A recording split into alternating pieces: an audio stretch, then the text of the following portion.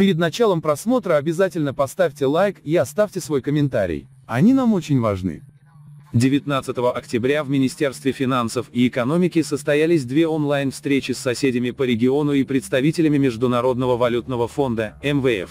Первая была с представителями стран Кавказа и Центральной Азии на тему привлечения частного финансирования в поддержку восстановления экономики после пандемии, сообщает госинформагентство ТЭТ. Отмечено, что нынешний кризис оказал негативное воздействие на развитие региона, и правительства государств приняли ответные меры для защиты уязвимых слоев населения и отраслей. В связи с этим актуально проведение реформ, направленных на развитие частных источников финансирования в поддержку восстановления экономики.